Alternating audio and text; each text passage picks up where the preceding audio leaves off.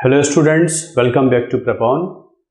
Today is Saturday and we are again back with another treasure from history. आज बात करते हैं भारत के एक शूरवीर की जिसके बारे में लोग ज़्यादा नहीं जानते हैं। हम बहुत ज़्यादा जानते हैं सरदार भगत सिंह के बारे में, चंद्रशेखर आज़ाद के बारे में, अशफाक उल्लाह खान के बारे में, राम प्रसाद बिस्मिल के बारे में, लेकिन एक फ्रीडम स्ट्रगल भारत के बाहर भी चली। मतलब भारत के बाहर भी कई शूरवीर थे जिन्होंने अपना रक्त बहाया और उनका बहुत बड़ा योगदान रहा, लेकिन वो योगदान ज़्यादा दिखाई नहीं पड़ता। एक तरफ तो दादा भाई नौरोजी हैं जो वहाँ पॉलिटिकल मूवमेंट कैरी ऑन कर रहे हैं, एक तरफ गदर मूवमेंट भी है, एक तरफ INA भी है सुभाष चंद्र बोस का, लेकिन कुछ ऐसे भी हैं जो इंडिविजुअल हीरोइक एक्शन में विश्वास रखते हैं और भारत के लिए कुछ कर गुजरने की क्षमता भी रखते हैं। ऐसे ही हुए थे मदन लाल ढींगरा, और I am proud to have the honour of laying down my life for the cause of my motherland. ऐसा बोलते हैं मदन लाल ढींगरा जब उनको मृत्युदंड दिया है जज ने लंदन में। तो कौन है मदन लाल ढींगरा, क्या हुआ है, क्यों मिला है मृत्युदंड, चलिए देखते हैं। Madan Lal Dhingra was an well educated person, Punjab में पढ़ते हैं, बहुत बेहतर तरीके से पढ़ाई की है उन्होंने और नौकरी वगैरह भी करने लगते हैं। लेकिन जब वो पढ़ाई कर रहे होते हैं तो उनको भारत की जो पॉवर्टी वगैरह है उसको देख के वो सेंसिटिविटी उनकी ज़्यादा है, और चूँकि पढ़े लिखे हैं, बेहतर तरीके से इंपीरियल कैरेक्टर, साम्राज्यवादी नीतियों को जानते हैं, और वो कहते हैं कि पॉवर्टी, जो भारत की पॉवर्टी है, उसके कारण अंग्रेज़ों की इंडस्ट्रियल एंड फाइनेंशियल पॉलिसीज़ हैं जिसकी वजह से लोकल इंडस्ट्री बढ़ नहीं पाती है और ब्रिटिश जो इम्पोर्ट्स हैं वो हमारे ऊपर थोपे जाते हैं। और जब ये सब उनके अंदर सेंसिटिविटी आ रही है, स्वदेशी मूवमेंट का समय भी चल रहा है। एक बार तो उन्होंने अंग्रेज़ी कपड़े का कोट ब्लेजर पहनने से मना कर दिया है, तो उनको कॉलेज से निकाल दिया। He was expelled from the college क्योंकि वो अंग्रेजी कपड़े का ब्लेजर कोट नहीं पहनेंगे। खैर एक्स कॉलेज से निकाल दिया जाता है, लेकिन चूंकि पढ़े लिखे परिवार के हैं तो पढ़ाई ज़रूरी है। उनके ब्रदर उनके लिए एक्सपेंसेस का इंतज़ाम करते हैं और उनको इंग्लैंड में यूनिवर्सिटी कॉलेज लंदन में मैकेनिकल इंजीनियरिंग पढ़ने के लिए भेज दिया जाता है कि भारत में जो गतिविधियाँ चल रही हैं वहाँ से उनको इंसुलेट करने के लिए उनकी फैमिली उनको बाहर पढ़ने के लिए लंदन भेज देती है। तो 1906 में वो लंदन चले जाते हैं और यहाँ पर स्वदेशी मूवमेंट का बहुत जोर चल रहा है उन दिनों, और extremist group in the form of Lal Bal Pal Ghosh ये बहुत अग्रसर हैं और बहुत एक्टिव हो चुके हैं। उधर 1905 में श्यामजी कृष्ण वर्मा ने एक इंडिया हाउस लंदन में बनाया था। इंडिया हाउस तो जैसे कि एक सिंबल हो गया है भारतीयों का इंग्लैंड में फ्रीडम स्ट्रगल का। आगे चल के VD सावरकर, लाला लाजपत राय, मैडम बीकाजी कामा सब इससे एसोसिएटेड रहेंगे। इंडियन स्टूडेंट्स के लिए बना है एक इंडिया हाउस। इंडियन स्टूडेंट्स यहाँ रह सकते हैं, कुछ स्कॉलरशिप पढ़ाई वगैरह की भी दी जाती है। तो एक इंडिया हाउस एक सिंबल बन गया है जहाँ सभी लोग मिलते भी हैं। ये एसोसिएटेड हो जाते हैं इंडिया हाउस से। यहीं पर VD सावरकर से भी इनकी मुलाकात होती है और कुछ इनके दिमाग में चल रहा है। वहाँ पर लंदन में ये शूटिंग वगैरह भी सीखते हैं, पिस्टल शूटिंग वगैरह भी सीखते हैं, और he wanted to somehow take revenge. VD Savarkar को के बारे में इंफॉर्मेशन जानने के लिए एक सीक्रेट पुलिस काम कर रही है, और जो भारत सचिव होता है, सेक्रेटरी ऑफ स्टेट, उसका ADC 8D कैम्प होता है Curzon वाइली।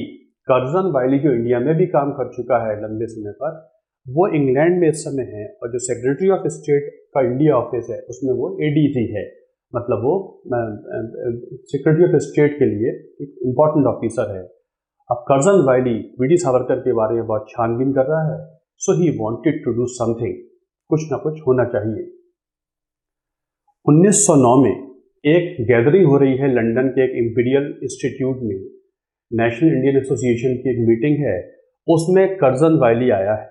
Curzon Wyllie along with his family was there, वो वहाँ आता है, और जब वो मीटिंग से इस आयोजन से निकल रहा होता है, then Madan Lal Dhingra fired shots on Curzon Wyllie. उनको वो गोली मारते हैं और वहीं पर कर्जन वैली की डेथ हो जाती है।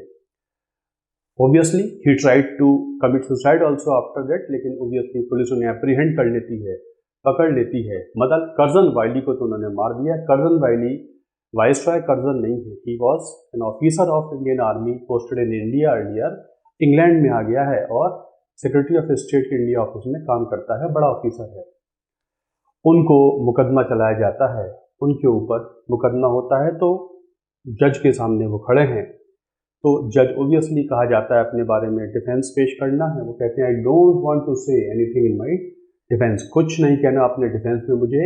हाँ, इतना ज़रूर कहना है कि जब एक कोई Englishman who goes out to India and gets say £100 per month, जब कोई अंग्रेज भारत में नौकरी करता है तो उसको £100 का अगर पैसा मिलता है तो समझ लीजिए उसी दिन वो 1000 लोगों का डेथ सेंटेंस लिख देता है।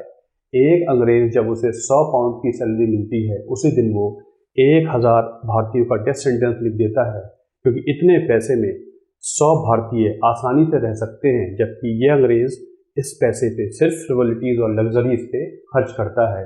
इसलिए समझ लीजिए कि कितना महत्व है एक आदमी की लाइफ और 1000 आदमियों की लाइफ में, ये मैं कहना चाहता हूँ। बहरहाल जज उनको डेथ सेंटेंस दे देता है। He had killed a British in England, not in India, in England itself. Daring attack था। जब उनको फांसी होती है 17 अगस्त 1909, हम में से किसी को भी नहीं पता होगा कि he was given death sentence, this date is highly unknown. 17 अगस्त 1909 को उनको फांसी होती है। तो जब वो गैलोस पर फांसी की तरफ जाते हैं तो फिर कहते हैं, poor in wealth and intellect, a son like me has nothing else to offer to the mother but his own blood. मुझ जैसा व्यक्ति अपनी भारत माँ को सिर्फ अपना खून अर्जित कर सकता है। And so I have sacrificed the same on her altar. वही अर्पित करता हूँ। The only lesson required in India at present is to learn how to die. कैसे हम मातृभूमि के लिए जान दे सकते हैं। And the only way to teach is by dying ourselves. खुद देंगे जान तो और लोग आगे बढ़ के आएंगे। और सबसे इम्पॉर्टेंट तो ये लाइन है, my only prayer to God is that I may be reborn of the same mother and I may re die in the same sacred cause till the cause is successful. यही प्रार्थना करूँगा, दोबारा पैदा हूँ तो उसी मातृभूमि पैदा हूँ, ताकि अपनी मातृभूमि के लिए फिर जान देने का मौका एक बार मिल पाए। और उनको 17 अगस्त 1909 को लंदन में फांसी हो जाती है। तो he was Madan Lal Dhingra who killed a British outside India when the swadeshi movement was going on in India. So this is another hero of our freedom struggle who are unsung heroes. इनके बारे में हम नहीं जानते, इनके बारे में हमारी किताबों में आना चाहिए। जो पढ़े लिखे थे, वेल एजुकेटेड थे, बहुत कुछ कर सकते थे, लेकिन they prefer to die for the cause of motherland. So this is another treasure from our history. तो इसको आपको अच्छा लगा हो तो लाइक कीजिए, सब्सक्राइब जरूर कीजिए और शेयर कीजिए, इससे बहुत फ़र्क पड़ता है। आई गेट मोटिवेटेड, आपके लिए ऐसे और वीडियोस लाने की मुझे मोटिवेशन मिलता है। इन वीडियोस से हमको बहुत कुछ अपने इतिहास के बारे में पता लगेगा और एकेडमिकली तो हमको ये हेल्प करेंगे ही करेंगे। Thank you very much.